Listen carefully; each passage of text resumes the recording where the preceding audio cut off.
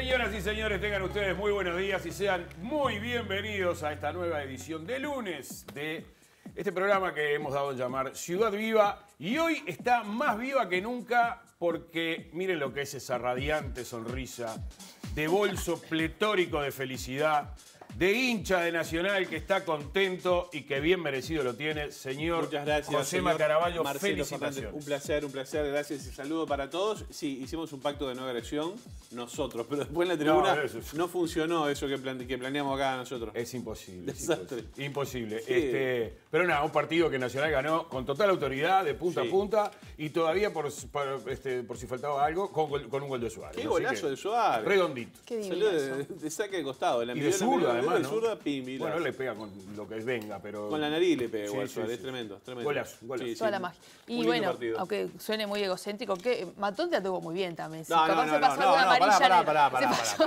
Ya de arranque, voy a decir dos cosas sobre Matonte. La primera, el otro día subo a Twitter ese tramo acá donde hicimos nuestro pacto de no agresión. Sí. Y la señora Tania Tavares, ¿qué hace? Etiqueta a Matonte. Porque era mi rol en la Lo terna. menciona, pero era usted Matonte, no el otro Matonte. Voy a ver el perfil de Matonte, me tiene bloqueado en Twitter. Algo le habrás dicho. Debe ser, pero debe ser que Dale, Matonte. un día Andrés se levantó con ganas de bloquear a alguien. Porque sí, capaz que ese día te bloqueó, ¿no? Y seguramente, le mando un saludo grande. Yo también le mando un saludo. Sí, yo te adoro, pero capaz que alguna razón le diste al chiquirín como para que... Hay gente que es paranoica además y bueno, tal cosa que pasa. Con respecto al tema de los incidentes, porque viste que el Ministerio del Interior dijo que el operativo había sido muy exitoso. No quiero ¿Cuál saber... operativo? No sé, pero no quiero saber a lo que le llamarán no exitoso. Pero ¿cómo puede ser exitoso? A la guerra de Kosovo le deben de llamar. Si entraron bengalas, entró una gallina inflable, que por un momento me dio un poco de pena, porque dije, a ver, la gallina inflable es de las mejores cargadas del último tiempo en el fútbol uruguayo y la prende fuego. Obviamente, sí, pero es una versión... Por supuesto, esta es la versión... Una versión chica. La versión chiquita. La versión chiquita. La prendieron fuego, claro. Yo creo que también la prendieron fuego porque... No se la podía llevar. Ese macacón no iba a salir de... Vivo no iba a salir el macaco. Vivo no iba a salir. Ahora, ¿y cómo entró? Pero todas esas cosas, por eso digo... Yo qué sé, más veces más vale callarse la boca. Sí. Porque hubo montones de cosas, rompieron los ómnibus. Pucha, hoy de mañana estaba escuchando que también quejándose una vez más de que le rompen los ómnibus, rompieron los baños de los hinchas de Peñarol. Prendieron fuego los baños de los Carones. Cualquier cosa. Cualquier cosa. ¿Cuántas entradas tenía Peñarol? 2.187 hinchas de Peñarol fueron a la tribuna detrás de la... Y acá viene la pregunta. Escarones se llama eso. Sí. Y acá viene la pregunta. Peñarol no puede seleccionar 2.187 personas no violentas para llenar las poquísimas localidades que le dieron a una de las hinchadas más importantes del país. Y se supone que no son todos socios, además de Peñarol. No, claro. Y bueno, debe haber formas de filtrar que ya en esos 7 minutos hablaba Salgado, que se lleva de donde estaban los ómnibus a llegar... Sí, el ex Mercado Modelo, a llegar ahí al Parque Central, al Gran Parque Central. En 7 minutos destrozaron los ómnibus. Que no bajen, que no lleguen. Si ya hubo incidentes ahí, ¿qué se puede esperar? ¿Lo destrozaron los propios hinchas o hubo intercambios con hinchas de Nacional afuera? Pasaron varias cosas. Ajá. De las dos cosas pasaron. Entonces, de acuerdo a lo que escuché ¿cómo el operativo puede ser un éxito si pasaron varias cosas? Es increíble, no me cierra eso. No, a mí, aparentemente no es muy exitoso, pero yo qué sé. Ahora, y 1.100 policías destacados para que se juegue el clásico. Ahí está, 1.073, cifra redonda. 1.073 policías. ¿No será como mucho? Sí. Para un país tan chiquitito, como decía la Murga hace unos años. Sí, ¿No será mucho? Igualmente. No, porque de verdad, yo como hincha de fútbol, como ciudadano uruguayo y como hincha que me encanta el fútbol y todo eso, ¿no estará haciendo hora de que le pongamos un poco menos de policía? ¿Y qué piensan? ¿Menos gente? ¿Y que no vaya la gente a la cancha? Lamento mucho. ¿Ustedes tuvieron infancia de clásicos? Sí, cómo no. Yo muy poco, Yo empecé a ir tuve más infancia de grande. Y es más, le digo, hace muchos años que no voy. Bueno, yo tuve infancia de fútbol en general y de clásico en particular. Hoy por hoy tengo una hija de 14, ¿no? Llega a poner un cedulón. Para alguien llevar a mi hija a un clásico, me tiene que hacer un cedulón, lo firma el juez porque realmente, amo el fútbol, perfecto. Adoro, y eso que forma parte de nuestra identidad es una de nuestras grandes riquezas, ese amor por el fútbol y esa reverencia a un partido histórico. Yo soy de Wander, pero realmente me rindo ante la historia de esos dos grandes de nuestro fútbol, han construido gran parte de nuestra identidad, y no poder ir a un clásico tranquila es algo que la verdad me da bronca. ¿Por qué alguna de esas 2.187 entradas no puede estar en manos de gente que no haga líos. Y pero, de los dos lados, estoy hablando solo de Peñarol. Sí, claro, y bueno, y va con el máximo respeto a Nacho Rubio y a José Fuentes, que estuvieron acá. Y que sé lo que sea. Al golero de Peñarol le tiraron un paquete de maní, no sé qué le tiraron, algo que le cayó en la cabeza mientras estaba lesionado, lo estaban atendiendo y le cayó. Pero en un momento cuando... Toda esa gente tiene que estar prohibida en las canchas. Cuando los jugadores empezaron a calmar a las hinchadas, en ese momento yo sentí miedo de que sucediera algo más fuerte afuera. Y en ese sentido lo de operativo exitoso, a pesar de que la palabra me parece súper fuera de lugar, entiendo que por lo menos no tenemos que lamentar cosas que han pasado en otros años. En un momento dije, esto se está picando, esa fue la expresión que dije, se está picando mal hacia afuera. Y eso es muy peligroso en un entorno aparte como el del Parque Central, que las calles son muy reducidas y que puede pasar cualquier cosa en una corrida. Está en una corrida. Sí. No tiene que ser un arma. Pero, ¿hasta dónde vamos a arriesgar? Vos decís, la solución es fácil, que no vaya la gente qué fácil que es la solución, que no vaya la gente a la tribuna. Y si vos estás arriesgando tanta cosa, que no vaya la gente a la tribuna. Lamento mucho que se juegue solamente con público local en cada una de las canchas, como ya ha pasado en otros lados, sobre todo en Argentina. Sí. Si no podés con ellos, no vamos a tener que montar una fiesta o todo un operativo de seguridad para que algunos anormales vayan a la cancha de fútbol. No, señor, anormal, quédese en su casa tranquilo. No vaya. Bueno, otras novedades futboleras. ¿Cómo se transforma la gente, no? ¿Te acordás lo que dijo Fuentes el otro día? Y que yo estoy totalmente de acuerdo con él. Hasta la persona más sensata por el fútbol se transforma en un energúmeno en 30 segundos. Bueno, tal cual, fue lo que pasó ayer. Ayer había uno de Nacional vestido de blanco tirando piedras a la tribuna de Peñarol. Una locura tremenda. Demencia. Así como también los hinchas de Peñarol devolviéndole también, ¿no? Qué bravo. Hablando de cosas lindas del fin de semana, Racing y La Luz a Primera División. Ascendieron los dos este fin de semana. Racing vuelve, La Luz por primera vez en su historia. Exacto. El equipo de Aires Puro, por primera vez en su historia, va a estar jugando la A el año que viene. Pero viene en un camino además que subió a la B el año pasado. Entonces viene en un camino que ojalá mantenga, eso es muy difícil en el fútbol, que mantenga parte de su plantel, de su técnico y poder seguir en este camino que te da como una esperanza, ¿no? De cuando viene ese aire fresco, de que traiga consigo mover un poco la estantería del fútbol uruguayo, de la A. Un gran hincha de La Luz, ¿sabe quién era? No. Carlitos Modernel, el Dios Verde. Está el Tata González, imagínate. ¿Quién? El Tata González está en La Luz ahora. El Tata está jugando en La Luz. Sí, señor. ¿Está jugando Nacional? Sí, señor. ¿En serio está jugando en La Pero Luz? claro, Sí, y eso es parte de la mentira, ¿no? Él viene La Luz de un camino, de un recorrido exitoso, como veníamos diciendo, pero hace algunos partidos está ahí y realmente es como un sello de calidad para el club. Sin duda, sin duda. Y todo le sirve, ¿no? Le sirve a La Luz. ¿Cómo le va a hacer? Sí, porque Tata... Sí, Tata te sirve. Está bueno. ¿En qué momento me van a...? Ya tenemos que ir a... Pero para no solamente una cosa, como habrán visto, se agotaron totalmente, por eso no usamos ningún chiste de Subió la Luz. Me encantó. De verdad, se usó mucho en las redes. Tenemos que ir a CGM, pero no me dieron pie en ningún momento para hablar del Chacho. Momento. Vení acá con nosotros. Que me vine del interior, vestida. Chelo, mirá, vamos a ver, ahí miramos la cámara de Marquitos. Ahí está, perfecto. ¿Sabés que hubo una fiesta espectacular el sábado? ¿En serio? En el Antel Arena. No puedo creer. A mí me encontraron mis viejos, porque estuvieron ahí. Gracias. Pasaron divinos. Pasaron bárbaros, la pasaron genial. Pero yo también estuve. Dame un segundito. No, y dice que hubo invitados de lujo. ¿En serio? Rubén Rada. Pará, danos un segundito. Estamos hablando en serio, Taña, por favor, no te metas. Y bueno, hubo mucha gente del canal. ¿Hubo gente del canal? Sí. Pepe Guerra estuvo. Compañeros acá. Pará, Taña, vamos. Pepe Guerra, con la boleta del 5 de oro. ¿Cómo interrumpe? Enfocame, por favor, señor director, porque me estoy muriendo. De China. Porque cuando te pasa un tsunami de emociones como sucedió en el recital de Chacho Ramos, algo te tenés que llevar para tu casa. Me vine vestida para la ocasión y realmente esos shows que uno agradece. Marquito, vos estuviste también ahí con nosotros, nuestro camarógrafo, el poeta, un equipo enorme ahí en el Antel Arena, que estuvo colmadísimo. Pero también un agradecimiento enorme a toda TV Ciudad, lo decimos en el copete final, que nos llenó de agradecimientos, mensajes, chistes como este, en el que logramos realmente vivir un recital a pleno.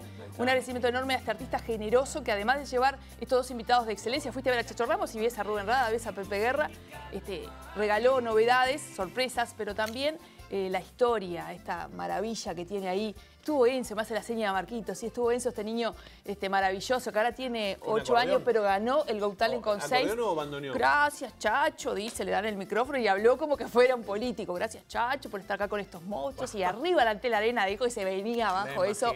¿Y nos podés hablar en idioma chachiano? No me sale, me encantaría. Y eso que tengo una embajadora en mi casa, pero no me sale eso de hablar así como... Muchacho, usted hable así las palabras y las frases al final. Hay dialectos, hay ese es Lugano. Eso es Canelones, Cerro Largo tiene otra cadencia, Rocha tiene el tú. Mira que no es fácil, chachiano. Tira tú que te toca a ti. Bueno, en checheno no, en chachiano. Chacho, una maravilla, que se lo dije delante de su señora, delante de mi marido, que embelesada con Chacho la entrevista que tuvimos, esos minutos, esa conexión, porque realmente es una persona que te mira, súper sencilla, que se toma el tiempo de, no solamente en la entrevista, sino luego durante el show, destacar a cada uno de los componentes de su espectáculo, a cada uno de los músicos en los que... Y hay algunos duelos que se dan entre instrumentos que realmente son magia pura. Es mi trabajo ahora a partir de este momento y no va a ser todos los días, porque hasta mi familia me dijeron, estás monotemática con Chacho Ramos. No, pero sí, pero sí eso. empezar a presionar para cuándo sale, cuándo lo tenemos al aire. Porque eso que vivimos nosotros es de la gente. Para eso es un canal público, señor. Eso que pasó el sábado lo van a poder ver en la pantalla de TV Ciudad, con entrevista incluida de la señora Tania Tabarez, que estuvo con Chacho Ramos. Estuve con Chacho Ramos. Lástima no sacaste ninguna foto.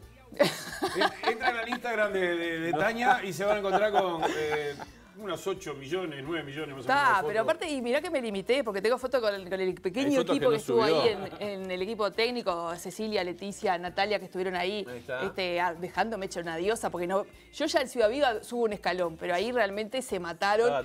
Top. Fui ante la arena, tipo Baywatch. Divinos. Muchísimas gracias a todo el equipo que trabajó desde... Pamela Anderson. Sí. Pamela Anderson Morocha. De los techitos verdes, diría. Bueno, bien.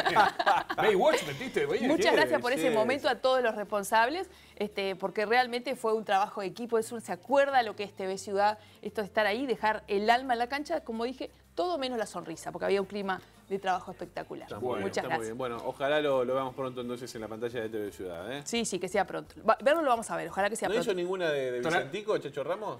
No, hizo algunos toques ahí. A él le gusta mucho Dire Straits. Yo no.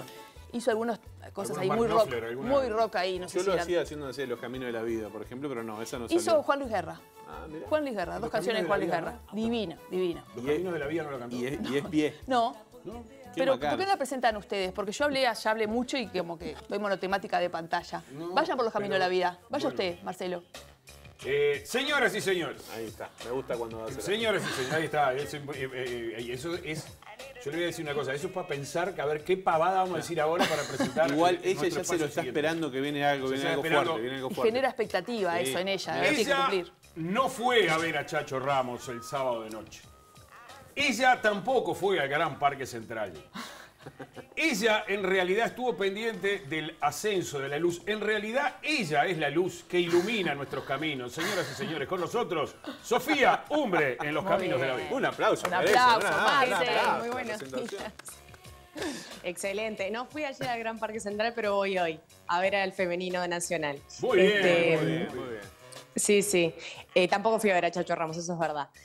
Bueno, ¿cómo anda? ¿Todo bien? No tenía ni idea, pero tenés razón. Sí. Muy arriesgado, Marcelo. Muy arriesgado, pero bien. Me embocaste. Bueno, les cuento un poco cómo está la ciudad a estas horas. Tenemos enlentecidas las dos puntas, ¿no? La punta oeste y la punta este, digamos. En el oeste, los accesos hacia Montevideo, hacia la ciudad, allí como están viendo en cámara en La Rambla y San Fructuoso, ahí está un poco enlentecido, y también en Boulevard Artigas y Uruguayana, que son 2 arterias muy importantes de ingreso a la ciudad. Y por otro lado, en La Rambla, Hipólito Yrigoyen también está un poquito enlentecido por un siniestro aparentemente que hubo en La Rambla y Yacó. Tenemos varios cortes de tránsito previstos para la jornada de hoy. Rivadavia entre Requena y Juan Polié. Este es un corte que va hasta las 13 horas. Felipe Sanguinetti entre Azara y Mateo Cabral hasta las 17 horas. Ana Monterroso entre Acevedo Díaz y Juan Polié hasta las 17 horas también. General Martínez entre la avenida Joaquín Suárez y Espinillo hasta las 15:30 horas. Roque Graceras entre Escocería y Boulevard España hasta las 17:30 y se extiende hasta el 8 de septiembre.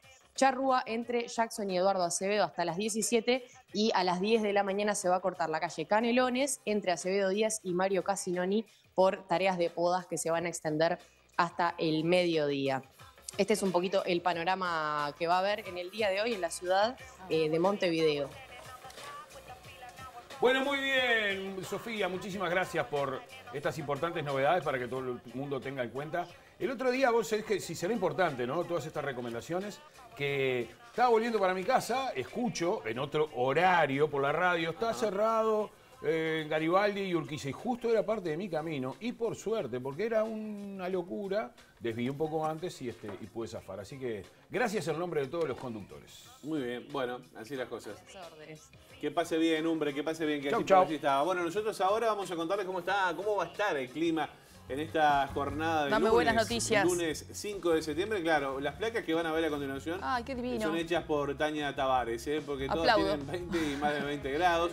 Bueno, para hoy la mínima prevista era de 4 grados. A esta hora tenemos 7, me dice el amigo Rafa Taroco. Está divino, ¿eh? Y Sí, vamos a llegar a los 20 grados con cielo despejado. Allí se ve el sol muy limpito. Al igual que para el martes 6. Cielo claro para mañana martes, mínima de 5, máxima de 21. Y para el miércoles 7, mínima de 8, vea usted, máxima de 23, con cielo nuboso y algo nuboso con periodos de claro. Así las cosas, ese es el panorama, la situación sináptica que vamos a tener de cara al arranque de la semana. Amé. ¿Le gustó? Me encantó. Sináptica. Sináptica. Parece, ¿cómo se llama el redactor argentino? Niembra. Y es un buen momento para que, Tania... Clos. No, te cuento en principio que vamos a tener dentro de un rato. Vieron que ayer hubo plebiscito en Chile. Sí, señor. Se plebiscitó un proyecto de nueva constitución.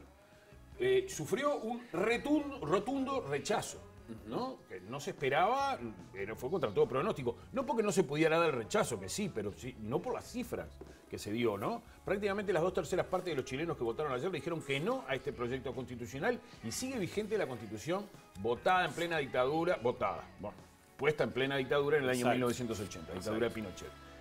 Para hablar de todo esto, hemos convocado a alguien que sabe mucho sobre la política chilena, sobre los movimientos sociales, se llama Germán Vidigani, y va a estar charlando con nosotros, entre otras cosas, para explicarnos qué fue lo que pasó ayer. Ahí está. Hace un ratito, en la primera edición de MB Noticias, hablábamos con José Olivera, integrante del secretariado ejecutivo del PIT-CNT, que estuvo como veedor de lo que fue esta elección y contaba un poco cuál era el clima, ¿no? Lo que ocurrió ayer, que por algunos momentos fue de sorpresa por este rechazo que vos estabas explicando recién. Bueno, vamos a ver cómo acontece.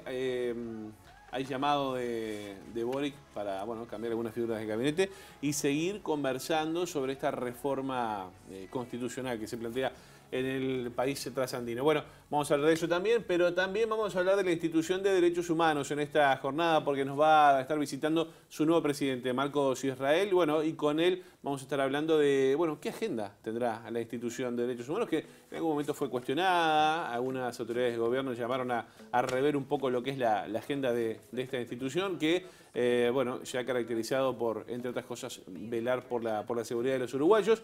Vamos a hablar con Marcos Israel en un rato nada más. Vamos a irnos a una breve pausa, pero antes les contamos un par de cosas que nos pueden escribir en nuestras redes sociales, especialmente en Twitter, @tvcorta_ciudadviva, que pueden también comunicarse con las redes sociales del canal, que están impresas debajo de la pantalla, y contarles también, primero, que le queremos dedicar el programa de hoy a Nano Priliak, el Nano de Chuy, en Twitter, que es compañero de esta casa y una enorme trayectoria en los medios de comunicación, y que le quiero mandar un beso a Selena, mi ahijada, que me hizo una pulserita de cuentas y que le prometí que hoy la iba a estrenar en Ciudad Viva. Así que muchas gracias también al equipo de vestuario que me dejó usarla. Es muy linda la pulserita y hecha con amor. Hecha con mucho amor, como estamos haciendo también este programa. El beso grande para Azucena, como siempre. Ahí está detrás de la pantalla, mandándonos siempre unos lindos mensajitos. Sí, señores. Nos vamos a una pausa, chiquilines. Hacemos una pausa, ya seguimos.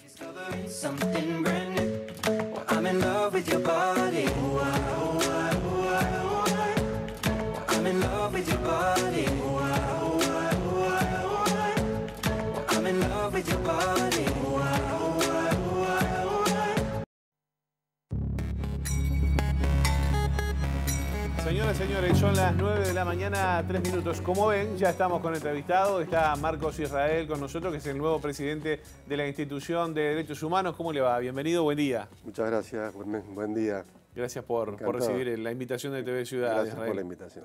Bueno, desde el jueves ya en funciones el nuevo directorio de la Institución de Derechos Humanos que, bueno, está integrado, lo voy a repasar, María Jimena Fernández, Carmen Rodríguez, Bernardo Legnani, Wilda Tyler, que continúa allí en la institución, bueno, y Marcos Israel, quien preside justamente este organismo. ¿Hubo transición? Ya le pregunto de arranque. Sí, la hubo, tuvimos reuniones, varias, con el presidente saliente, con Faropa, y también hicimos una reunión con el Pleno del Consejo y el Pleno del Nuevo, en el cual nos entregaron un material, digamos, con todos los elementos de lo que está corriendo. Y así que podemos preguntar, en fin, fue una transición correcta, digamos, ¿no? Sin ningún problema. Imagino que Tyler jugará como un nexo allí, porque queda claro, de la vieja administración con la nueva. Claro, es el que conoce la interna y una cantidad de cosas, ¿no? Sí, sin duda. Es muy importante que haya alguien que quede en el pasaje, ¿no? Ahí está. ¿Cómo toma usted, bueno, su designación como presidente, nada más y nada menos de la institución? Bueno, bien, muy agradecido. Es decir, creo que tengo la impresión de que es un buen equipo con perfiles complementarios. Y bueno, me hicieron el honor de nombrarme el primer presidente, cosa que agradezco mucho. Ahí está. En la previa, de alguna manera, hubo polémica por la designación, ¿no?, de este nuevo directorio. ¿Cómo vio ese proceso? Imagino atento allí de lo que estaba pasando. Sí, sin duda. Bueno, con alguna preocupación en el sentido de que no le hace bien a la institución este tipo de discusiones, más otras que se dan digamos, de otro tipo, digamos, ¿no? De alguna gente que todavía se ve que no comprende bien la importancia que tiene la institución, y no está bueno, digamos, pero esto, digamos, se hace camino al andar y nosotros tenemos que generar la confianza necesaria, de la misma manera que los anteriores tuvieron que hacer la suya, así que, digo, tranquilos, digamos, en que todo esto va a andar bien. ¿Se sintió respaldado, digamos? Sí, muy respaldado. El sistema político en ese sentido dio una señal muy fuerte. Todos los partidos estuvieron votando este consejo, así que me parece que con ese respaldo se puede trabajar bien. Marco, me quiero referir a lo que decía usted. Hay gente que a lo mejor no entiende un poco cuál es la función. ¿A qué se refiere con eso? Bueno, hubo algunos artículos que salieron en esos días, allí, entre antes y un poco después de la elección, en la cual se ponía en tela de juicio la existencia de la institución como cosa como que era redundante, digamos, en un sistema democrático. Y eso, es no entender lo que es. Porque el ombudsman, que es digamos, el antecedente de estas instituciones, fue creado hace un siglo atrás más o menos por democracias muy establecidas y muy firmes para mejorarse. O sea que, esto hay que tenerlo claro de por qué existe. Y existe como un lugar en el cual es de fácil acceso para la población, eso es la Defensoría del Pueblo, es eso, digamos, un lugar de fácil acceso, que no tiene costo, que no tiene un trámite previo o que tenga que venir con un abogado acompañado, hacer una consulta o una denuncia, cosa que no hay otro lugar para hacer eso. Claro. Si uno quiere ir al Poder Judicial, hay toda una cosa atrás que no es fácil. Entonces esto cumple un papel muy importante y creo que sobre todo, digamos, los comunicadores, el periodismo deberían tenerlo claro, digamos, de cómo es esto, ¿no? ¿Y de dónde vienen esas críticas? Bueno, de varios lados. Ahora que lo dice, de varios lados. Como dice comunicador, yo pensé que iba para el sistema político. Yo leí artículos. No, ¿Sí? El sistema político también, pero el sistema político al final, digamos, con el respaldo que dio, creo que saldó de alguna manera esa discusión. Hubo algunos artículos de prensa que... Ajá. Sí. Pero bueno. Hay que tener una charla allí. Sí, probablemente. Ahí está. Bueno, en el marco de la polémica, también varias organizaciones sociales no estaban de acuerdo con cómo se eligieron a las nuevas autoridades, o por lo menos cómo se postularon en ese marco y presentaron un recurso ante el Tribunal de lo Contencioso Administrativo que, si no me equivoco, tiene hasta el 15 de septiembre para pronunciarse. ¿Eso modifica algo al nuevo directorio? ¿Pesa en algo? No, pienso que no. Yo creo que digamos, han equivocado el enfoque.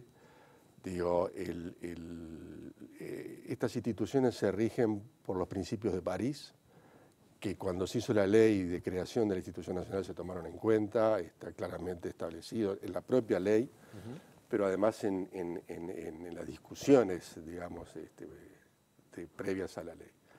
Y se cumplieron esos principios. O sea, hay 5 puntos, digamos, donde en los principios de París se describe de alguna manera quienes pueden participar en la propuesta de integrantes, y está claramente definido que el Parlamento puede. O sea, yo creo que se han equivocado un poco y en realidad realmente espero que sería bueno que salgan de eso y se sumen a la tarea de todos, ¿no? ¿Y quién tiene que dar el paso ahí? Digamos, para limar asperezas, ¿no? Porque son organizaciones que están muy vinculadas a la institución de derechos humanos, sin ir más lejos, familiares, Crisol y demás. ¿Quién tiene que dar el paso ahí? ¿La institución? Bueno, ¿O las organizaciones acercarse a la institución para yo creo que, dialogar? A ver, Crisol me llamó antes de asumir, tuvimos una reunión enseguida, excelente, una excelente reunión, digo, o sea que es eso, preguntar el teléfono y charlamos, sí, hablar. Sin duda. Ahí está. En la previa, y ya con el viejo directorio, hablamos con Juan Faropa, acá mismo también, que en abril de este año, si no me equivoco, hubo un encuentro con Beatriz Argimón, un encuentro que fue bastante fructífero, decía Faropa, pero previamente también la vicepresidenta había manifestado la posibilidad de rever la agenda de la Institución de Derechos Humanos, hoy vinculada justamente, en el cual muchas de las cosas que conocemos que hace la institución tienen que ver con el pasado reciente, pero ¿cuál va a ser la agenda de este nuevo directorio para la institución? O sea, en realidad, más que reverla, es sumarle cosas, porque, digamos, no vamos a detener nada de lo que estaba, pero sí se le van a sumar cosas, algunas que digamos, ya vienen en leyes que fueron posteriores a la ley fundacional, que fueron agregando temas, pero además porque hay una demanda me sorprendió mucho, es decir, Uruguay es un país muy dinámico en este sentido, hay una cantidad enorme de organizaciones sociales, yo conozco muchas, pero me sorprendió el día de la Asunción,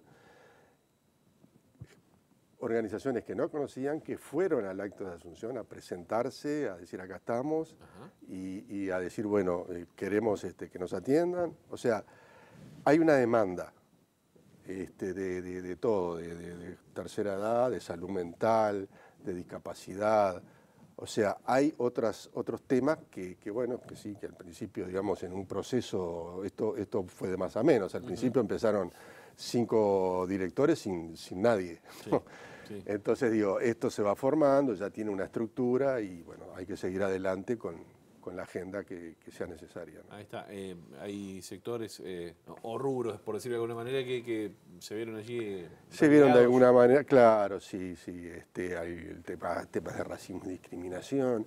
El tema de descentralización es un tema que hicieron algunos intentos, algunos avances, pero le falta mucho. O sea, el tema de descentralización justamente está en la agenda del nuevo directorio. Sí, ¿cuál es la idea concretamente? ¿Salir de Boulevard Artigas? Y sin duda, sobre todo hacia el interior, ¿no?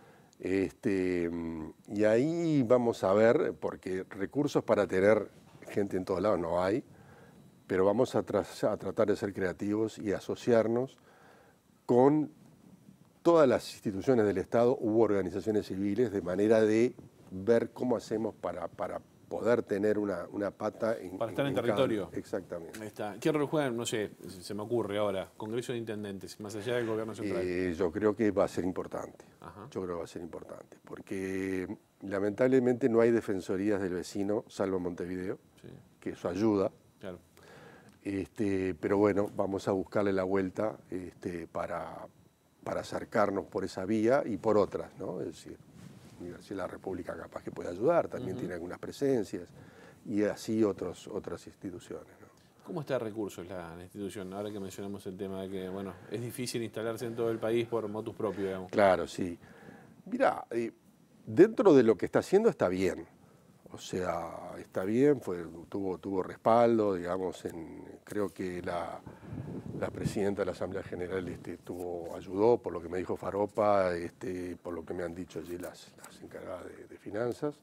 Así que, digamos, en ese sentido, está bien, hay que ver, digamos, de acuerdo lo que vamos a hacer, a la agenda futura, que es lo que vamos a necesitar, ¿no? Ahí está. Israel, la búsqueda de detenidos desaparecidos ha sido uno de los pilares de la institución de derechos humanos, uno de los temas que, bueno, que obviamente nosotros también hemos dado mucha cobertura y mucha atención. Eso seguirá en la agenda. Usted dijo no vamos a recortar nada. ¿Eso seguirá en la agenda? Sin duda. Tyler va a seguir con eso, pero además no va a estar solo, lo vamos a acompañar. Así que no, eso, digamos, sigue su curso y si se puede mejorar, lo mejoraremos. Ahí está. ¿Y en las otras áreas que se van a sumar? Por ejemplo, bueno, usted lo decía, género, racismo, discapacidad. Mirá, en este momento, así de inicio, nuestra idea es que en cada área, de todas las que hay, que son muchas, haya por lo menos 2 directores involucrados. Ajá. Creemos que eso sería una buena forma de funcionamiento. Vamos a verlo en la cancha, ¿no? Ahí está. Pero así vamos a empezar de esa manera. Ahí está. Si tuviéramos que definir prioridades para este arranque. Y bueno, la primera prioridad es un poco sorpresiva porque en el área de comunicaciones nos encontramos que no hay nadie en este momento. Ajá. La única persona que estaba renunció justo unos días antes. Así que ese es un área prioritaria, porque es importante. Así que prácticamente lo primero que va a pasar es que va a salir una licitación en un par de días para el área de comunicación. Pero después tenemos la de descentralización, la de género, es un tema que le vamos a... También había una persona que fue nombrada hace poco tiempo, que está realmente por ahora en pañales, así que ahí le vamos a dar el empuje que necesita para trabajar a fondo, ¿no? Ahí está. Digamos que va a haber una agenda muy amplia. Muy amplia, sí, señor. Ahí está. ¿Y cómo se hace para estar en esos temas? Digo porque usted señalaba, ¿no? Hay algunos asuntos que se quedaron relegados de alguna manera. ¿Qué es lo que dice la gente? ¿Cuáles son los reclamos que llegan? Y bueno, hay cosas a las cuales el Estado no llega debidamente, ¿no? Yo te decía antes de empezar la entrevista, en pandemia descubrimos la situación de los residenciales, de una cantidad enorme de residenciales que realmente es pavorosa desde el punto de vista de los derechos de las personas que están ahí. Entonces, ¿eso en cuanto a qué? ¿Atención dentro de los locales, la salud mental?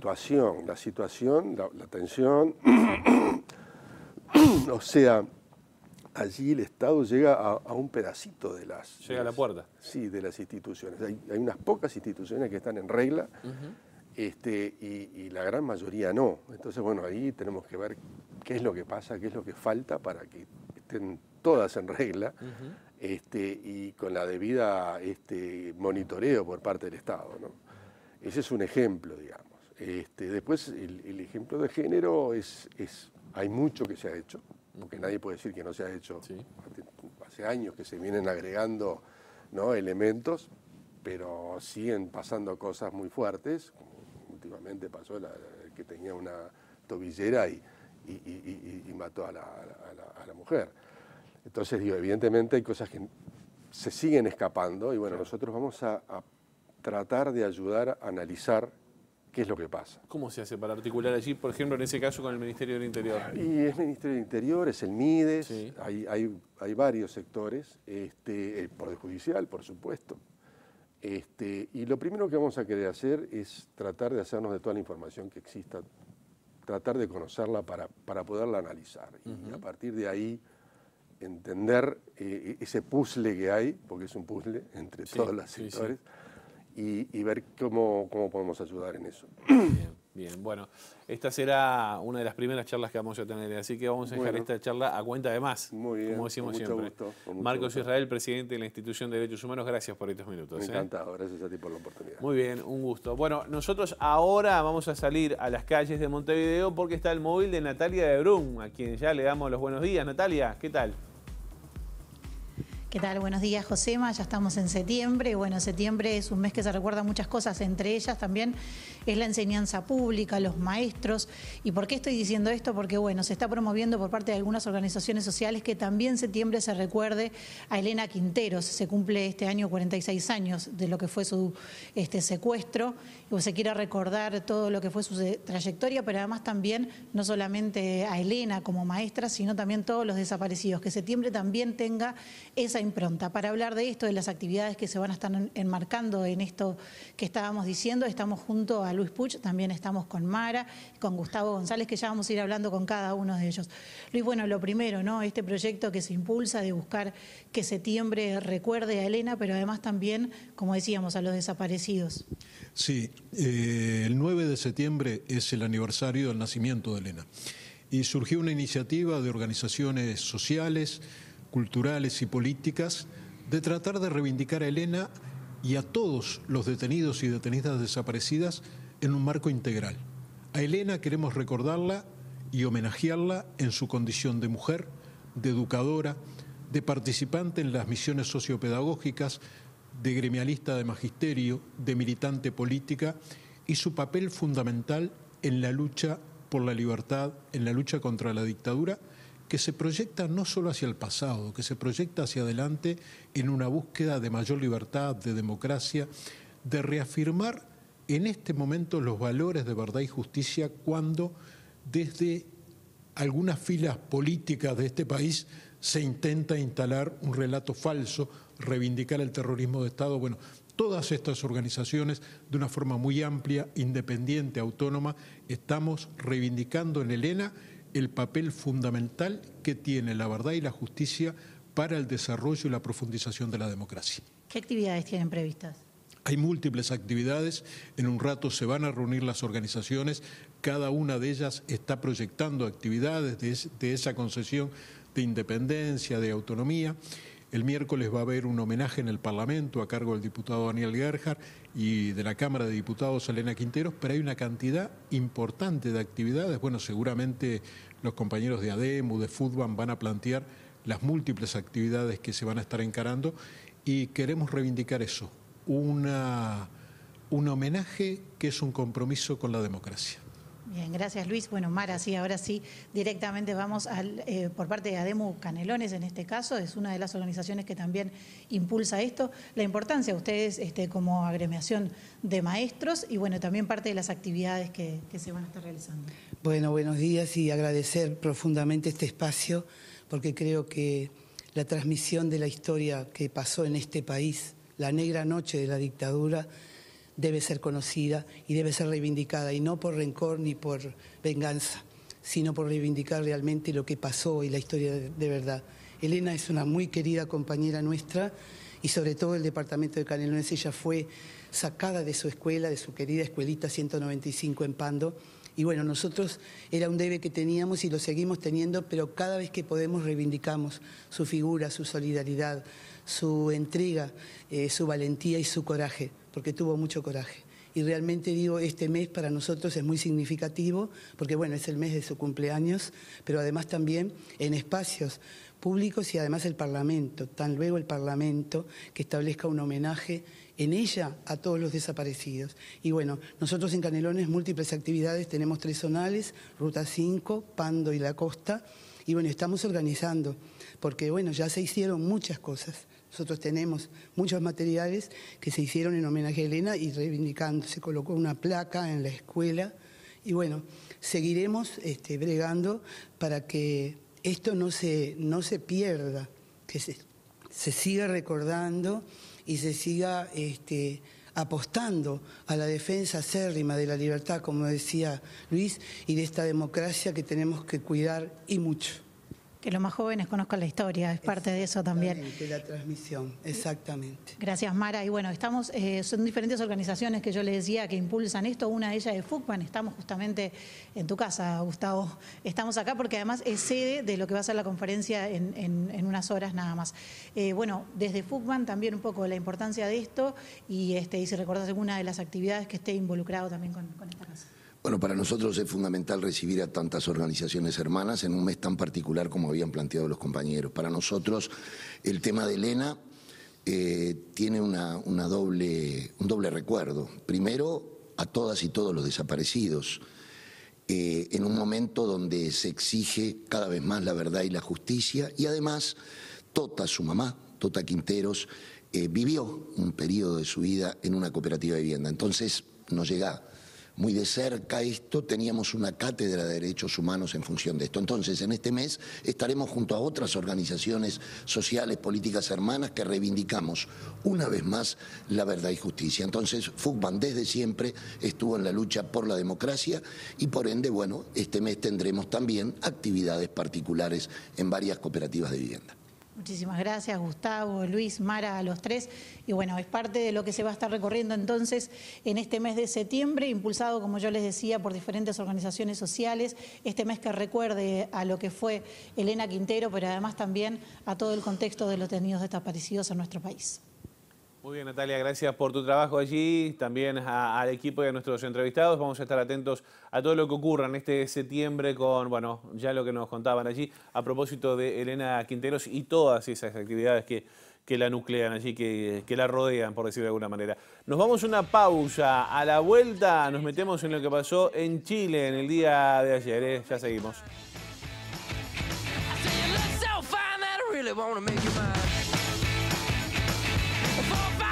Come on and get your kicks. Now you don't need the money when you look like that, do you, honey?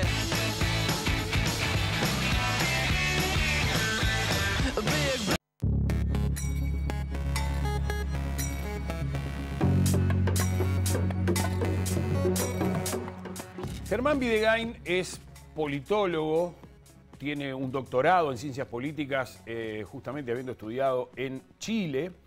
Conoce mucho sobre los movimientos sociales, conoce mucho sobre la realidad política precisamente de Chile, y lo hemos convocado porque, claro, necesitamos todos algunas explicaciones, queremos saber qué pasó. Obviamente que dentro del menú de posibilidades estaba que los chilenos rechazaran la propuesta de cambio de constitución, pero lo que creo que no estaba en los planes de nadie es la magnitud por la que fue rechazado. Prácticamente 2/3 partes de los chilenos le dijeron que no a la nueva propuesta constitucional. Buen día, Germán, ¿cómo estás? Buen día, muchas gracias, muy bien. Todo tuyo. ¿Qué pasó? Pasó de todo. De todo, ¿no? Pasó de todo, sí. Ayer una gran sorpresa en términos de la distancia, no del resultado, porque las encuestas venían dando que el rechazo era favorito. Pero se estaba hablando de un 10% de distancia, lo cual generaba igual alguna incertidumbre porque había novedades, ¿no? Es primera vez en muchos años que se vota de forma obligatoria en Chile. Esto es una cosa importante, ¿no? Y a tener en cuenta. No se votaba obligatorio. Ponerle después de que terminó la dictadura, el voto no era obligatorio. Correcto. Desde la transición democrática en el 89 en Chile no se votó de forma obligatoria, lo cual hacía que hubiese muchos cambios de una elección a otra porque dependía de la cantidad de gente que se apersonaba. Existió algo que se llamaba voto obligatorio, pero con inscripción voluntaria. Esto es que hasta hace un tiempito, después de la transición, uno si quería se inscribía al registro electoral y ahí quedaba obligado. Pero si no quería, no se inscribía y podía pasar toda su vida sin votar. Después hubo reformas, pero algo así como voto obligatorio con inscripción automática como ahora no pasó en la historia reciente de Chile. Y eso generó que ingresaron 5 millones extra al plebiscito, lo cual generaba gran incertidumbre. Fue una votación récord en la historia de Chile en términos absolutos. Nunca votó tanta gente.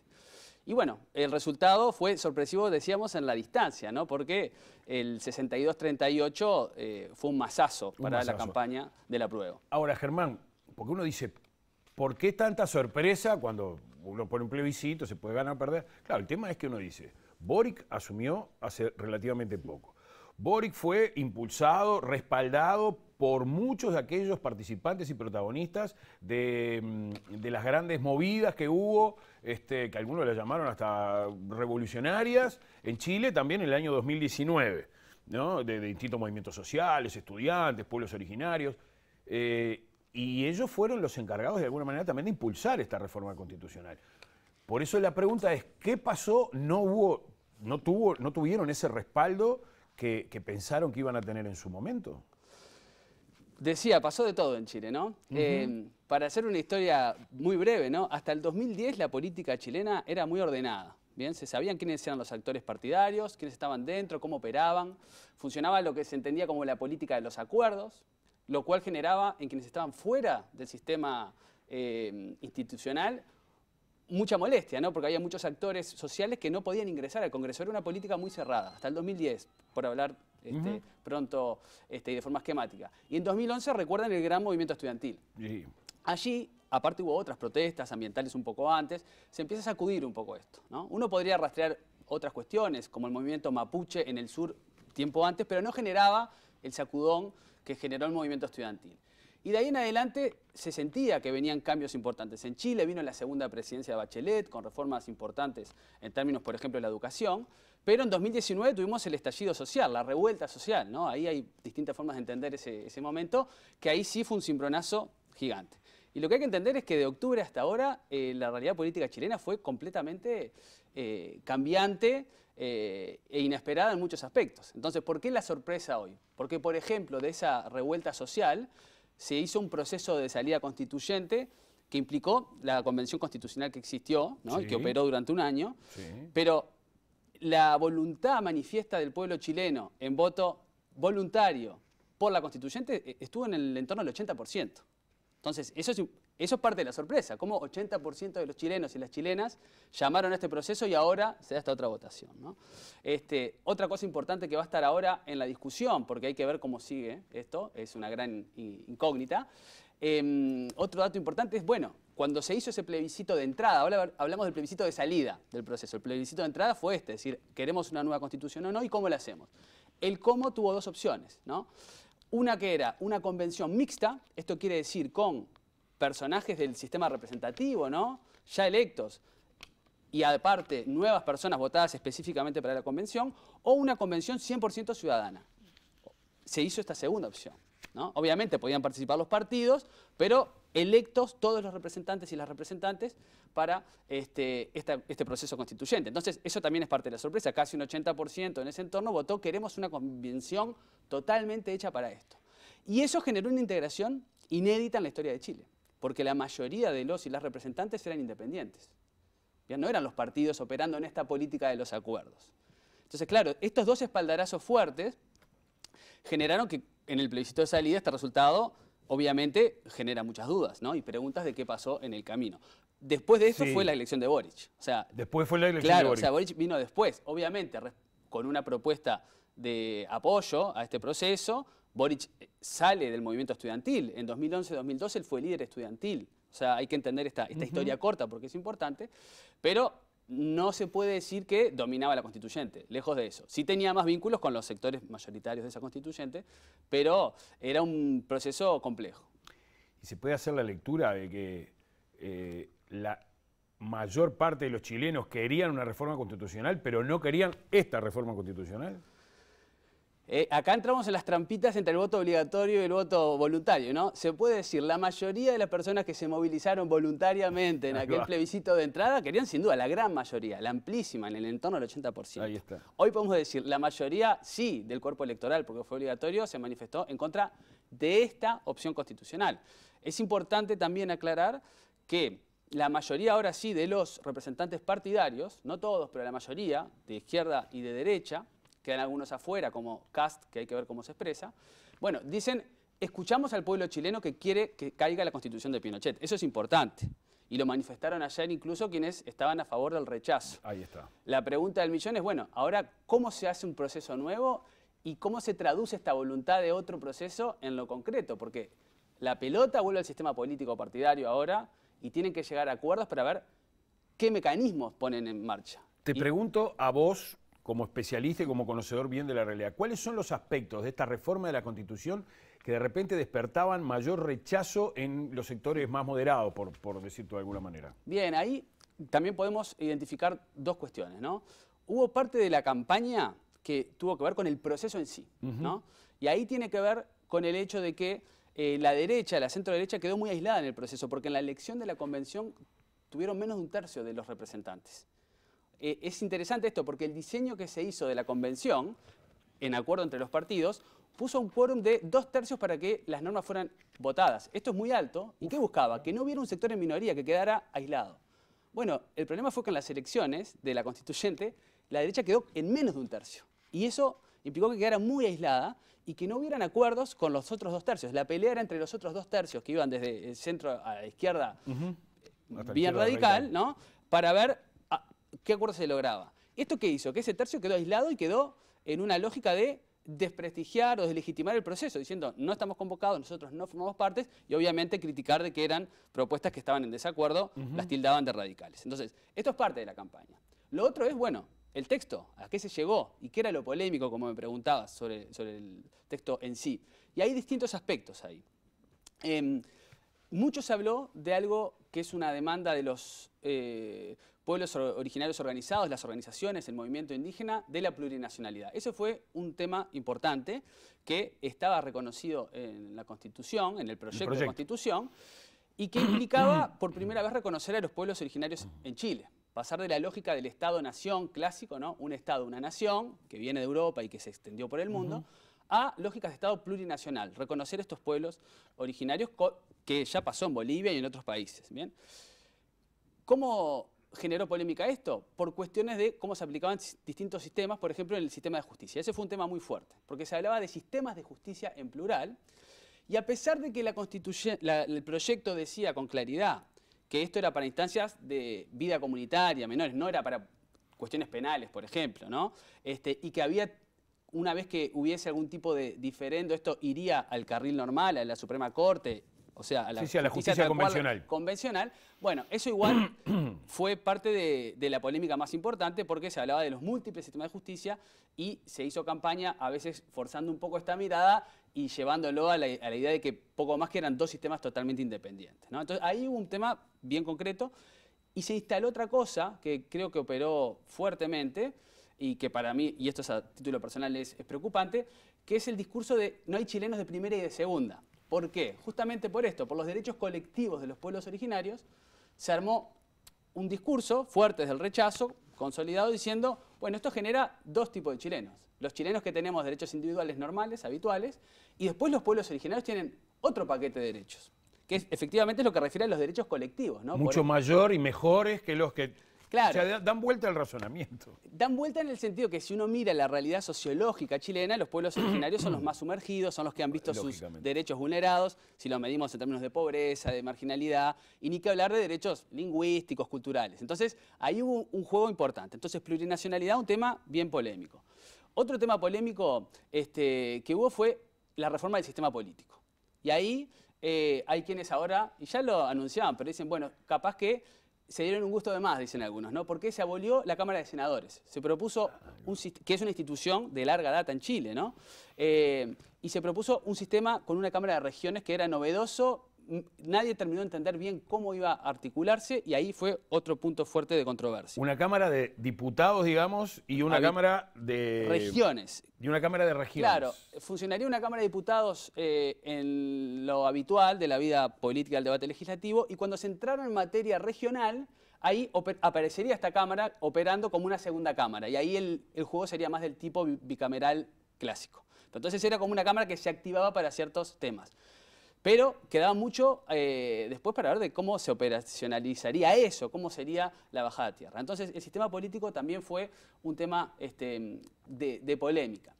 Después, algo que también generó bastante polémica refirió a que en la Constituyente se puso el derecho sexual y reproductivo de las mujeres, se validaron un montón de derechos, en eso también es algo peculiar de esta Constitución, ¿no? Cambia el rol del Estado, se reconocen un montón de derechos, y entre ellos los derechos sexuales y reproductivos, y entre ellos el derecho al aborto.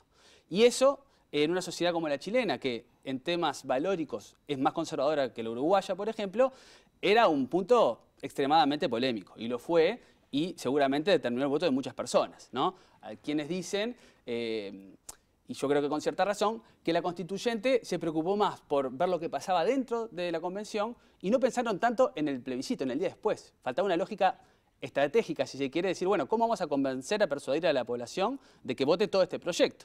Bueno, este punto fue polémico en ese sentido. Y después hubo una serie de polémicas, pero que referían más muchas veces a cuestiones de mala información o falsas noticias que habrán visto por ahí, ¿no? Fake news, que referían a cuestiones como que que iba a desaparecer la bandera chilena, que iban a expropiar las casas de las personas. Y esto, según yo dialogaba hace poco en Chile, que estuve unos días, con algunos convencionales, operaban que en las visitas a territorio decían, tenemos que pasar la mitad del tiempo explicando las cosas que no están en la Constitución, en el proyecto, pero que finalmente... A nadie se le ocurrió, claro, entonces... Creo que ahí hay algunos temas bien polémicos que, bueno, que a la postre seguramente entraron en el cóctel de explicaciones de por qué no salió este proyecto.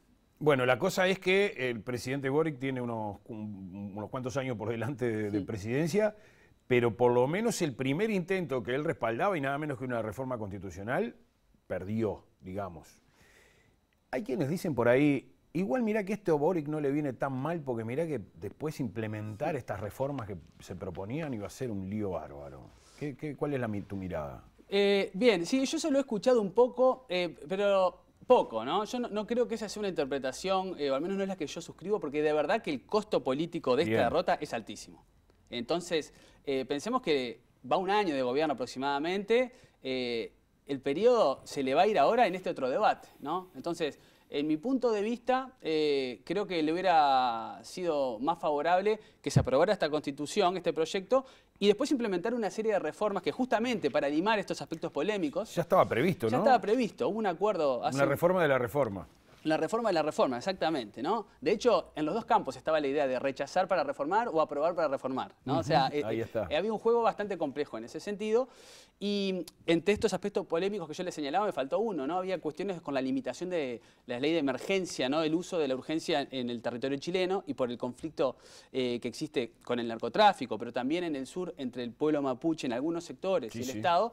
Bueno, eso se veía como, esto le quita al Estado herramientas. Bueno, esa otra polémica, más la plurinacionalidad, más estos temas que yo les señalaba, estaban en este acuerdo de los partidos que apoyan a Boric en el Congreso y que buscaban justamente dar señales hacia el centro, ¿no? Entonces yo creo que ese camino a él le resultaba más cómodo.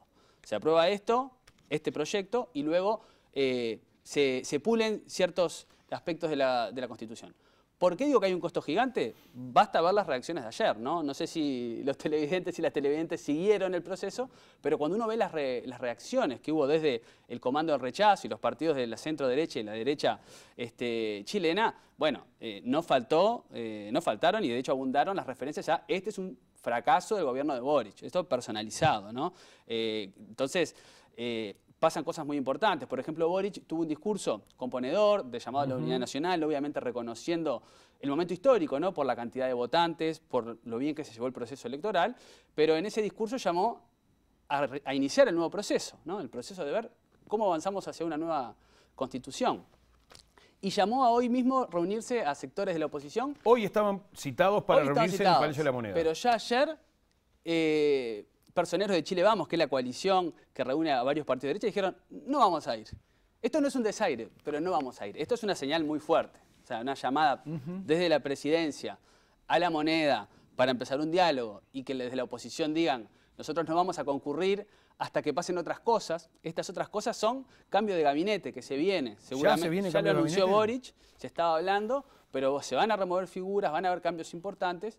Entonces, ellos dijeron, no es un desaire desde la derecha, pero esperemos a ver cuáles son los cambios y ahí nos juntamos. ¿Qué tipo de cambios, Germán, va a haber? Todavía ¿Hacia dónde se apunta? No hay claridad, pero hay dos personas, dos miembros del gabinete ministerial que se sabe o que hay casi acuerdo que se van a mover. No sabemos si desaparecer. Seguramente uno de ellos, Giorgio Jackson, de la Secretaría General de Presidencia, SECPRES. Aparte, Giorgio fue líder estudiantil también en el movimiento 2011-2012. Es cercano a Boric, ¿no? Y tiene ese rol de SECPRES, que es un rol importante, pero seguramente se mueva, se especula que vaya hacia desarrollo social. No que desaparezca el gabinete, porque es un personaje importante del gobierno, pero a él se le cargan mucho las tintas de la derrota. Él es secretario de presidencia, sí, digamos. Sí, sí, sí. Y se le carga mucho las tintas de la derrota a él, sí, a Giorgio Jackson. Porque se le carga en cuestiones de estrategia de cómo vincular la coalición con lo que estaba pasando dentro de la convención. Bien. Y otro nombre muy importante que está en el tapete es el de Sichel, que es la ministra del Interior, que ella tuvo un rol muy importante, fue presidenta del Colegio de Médicos previamente y tuvo un rol muy importante en la campaña de Boric hacia la presidencia y tiene el ministerio probablemente más importante, el Ministerio del Interior. De hecho, en Chile no hay vicepresidencia y cuando el presidente está ausente asume la vicepresidencia del Ministerio del Interior y después hay un ranking, digamos, de ministros que van sucediendo. Y ella fue muy cuestionada. Desde que comenzó el gobierno tuvo algunos encontronazos justamente con temas de... el conflicto entre el Estado y el pueblo mapuche que la pusieron en la palestra y de ahí hasta ahora no ha hecho mucho pie y parece que sería uno de los nombres de uno de los nombres más fuertes, ¿no? Sí, Porque sí, en sí. campaña fue fundamental y cuando se la nombró, obviamente ahí fue un espaldarazo fuerte hacia ella. Esos son los dos nombres más importantes, habrá que ver después el detalle, qué es lo que pasa. Y ver si ella queda en el gabinete o no. Sí, sí, claro, además eso.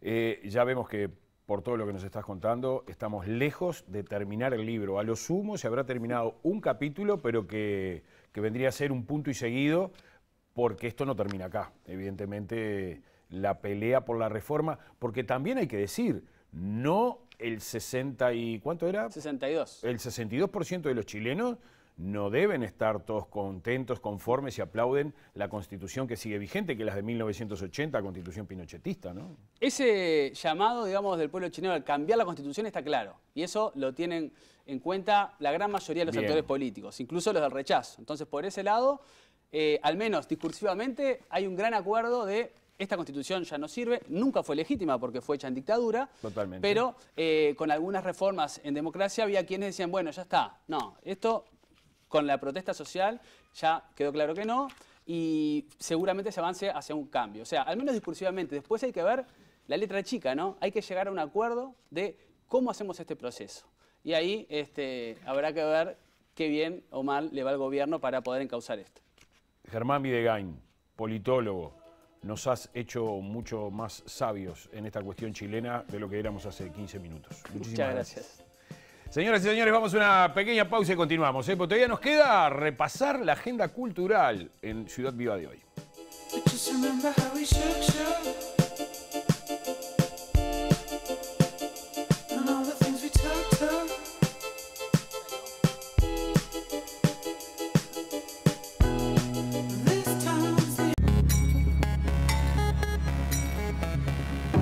Ciudad Viva, y realmente cuando estábamos en el grupo de WhatsApp y luego en la reunión de producción, hay temas que nos generan orgullo y que nos encanta traer a la pantalla. Si estamos hablando de orgullo, qué mejor que traerlo de la mano de uno de nuestros periodistas preferidos que está ahí en la calle. Bienvenido, Luca Veloz, a Ciudad Viva. Te vi más temprano en el informativo. ¿Cómo estás?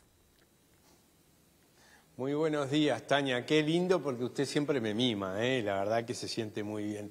Estamos en el barrio Peñarol, que está cumpliendo 131 años hoy y está de festejo en el centro del barrio Peñarol toda la poblada de esta zona, pero estamos en un marco muy especial porque hoy en la sala Nelly Goitiño arranca el 12 Festival de Cine Estudiantil, el FENACIES, que tiene más de 370 muestras cortos que se presentaron de 25 países. Bueno, hay una selección allí que se realizó y va a estar lanzándose hoy allí en la Nelly Goitiño, y parte de las actividades, porque este festival tiene talleres, tiene charlas, es un lanzamiento que se hace ahora a las 11 de la mañana acá en el centro del barrio Peñarol, que es una exposición especial porque recoge el sentimiento, el arte de las personas que estuvieron recluidas allí en Tacuarembó. Y estamos con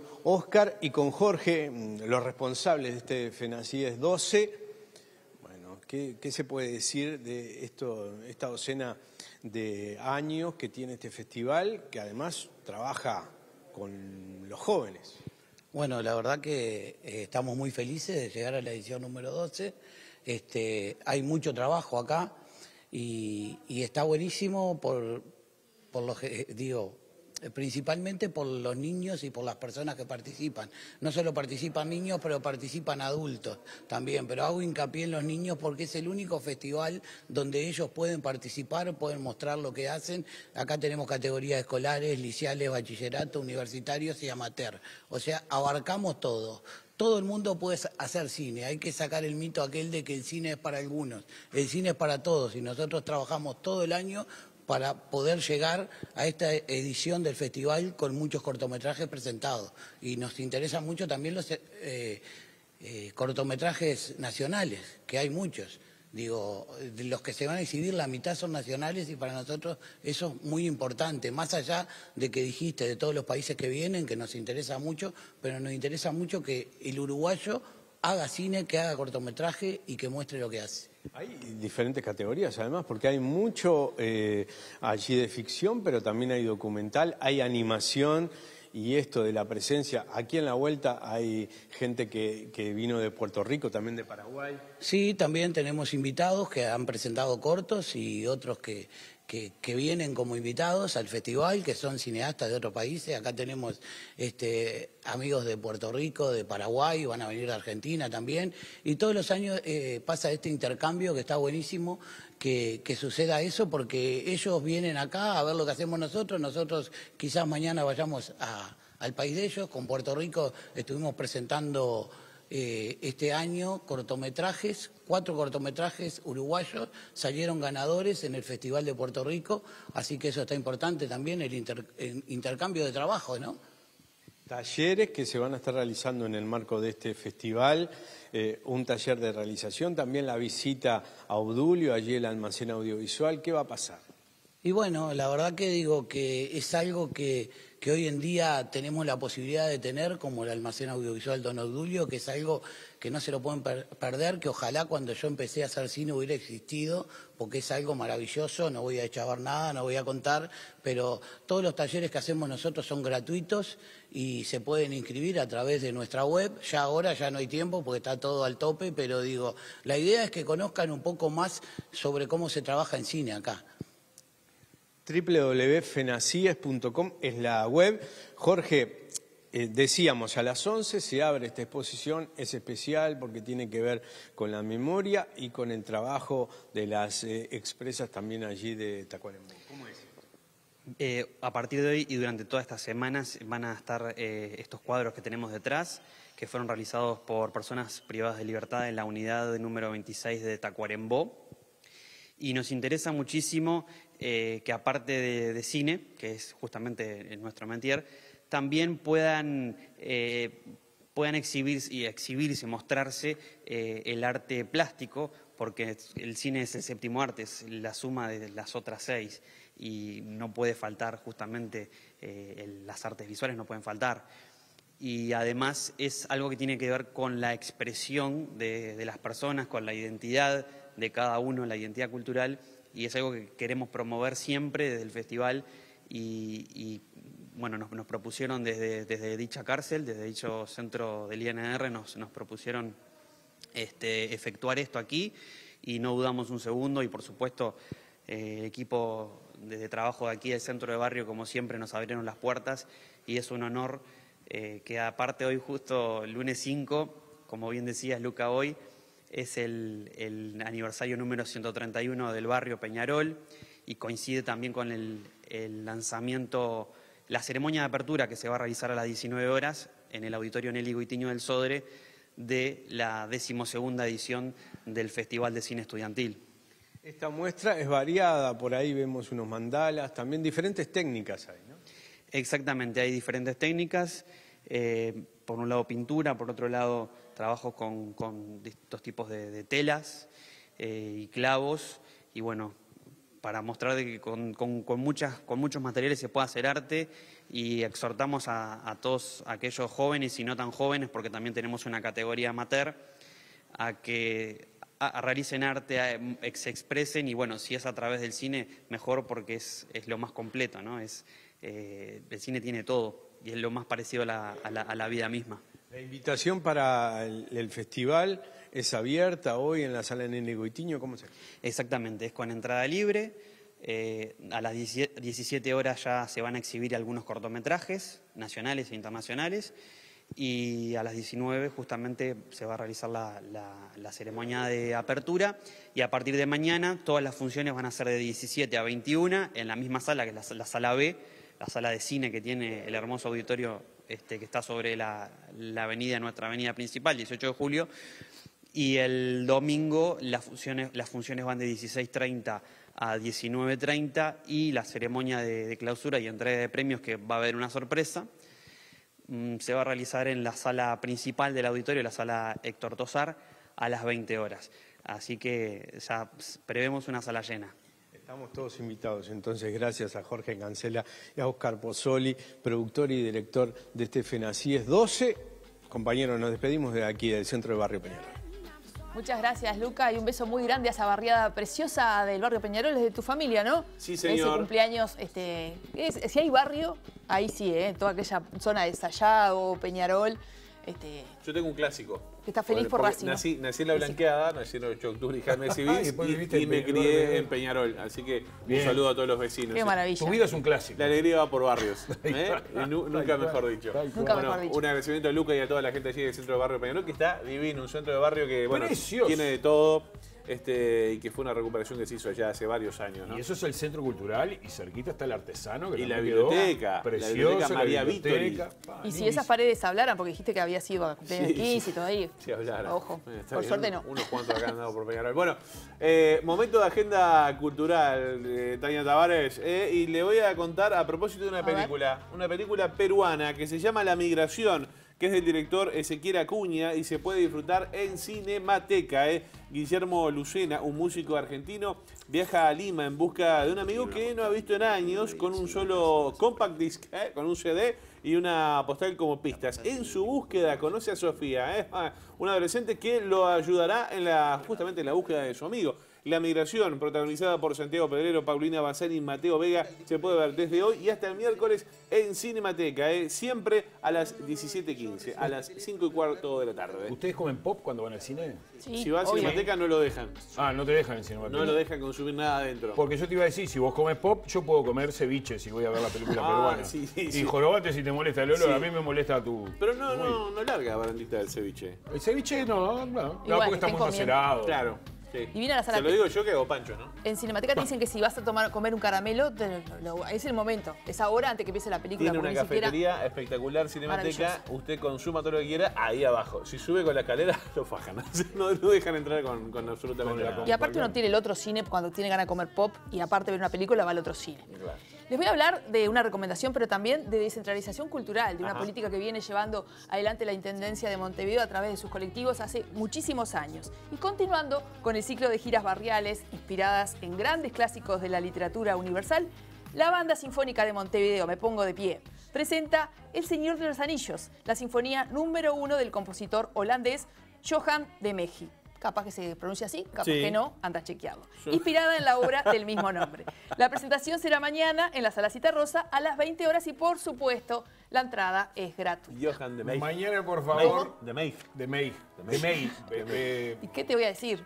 No nos trae mañana la biografía del señor de Meij, de Johan. Se la pido a Tosquelas, Johan es como nuestro televidente. Sí. El Señor de los Anillos, ¿es Paco? Exactamente. Sí. Bueno, yo en ese tono, más o menos, también, del señor, del compositor holandés. ¿En tono de andar chequealo? ¿En tono de andar chequealo?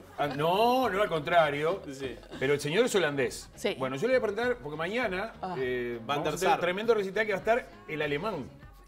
De Holanda a Alemania no hay poca distancia, ¿no? Va a estar el alemán, va a estar Emiliano y va a estar el zurdo. Mañana estos tres monstruos de la música popular uruguaya van a estar juntos en la sala principal del Sodre, en la sala Eduardo Fabini, a las 21 horas. Y van a estar estrenando, además de sus clásicos que tienen montones, van a estar estrenando algunas versiones, ¿no? Como por ejemplo la canción de Fernando Cabrera, Te abracé en la noche, que es una deliciosa canción y una deliciosa versión, la que hacen el alemán Emiliano y el zurdo, la canción Los Amigos y Me voy antes que vos, entre otros nuevas versiones que tienen de canciones, más allá de un montón de éxitos que todos conocemos y cantamos con mucho gusto.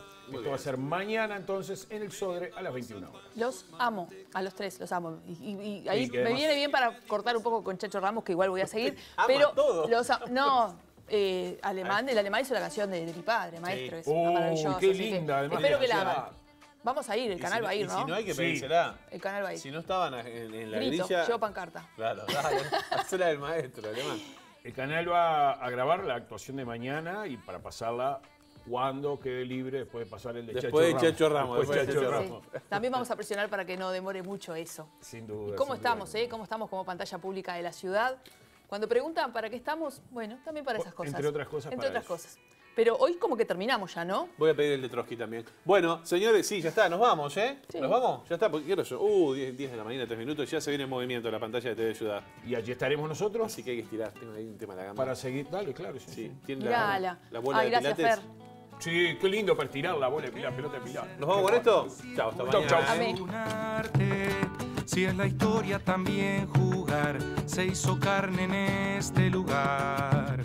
Y siento más orgullo de ser parte, de creer y de valorar cuando escucho al maestro hablar. Entre tanto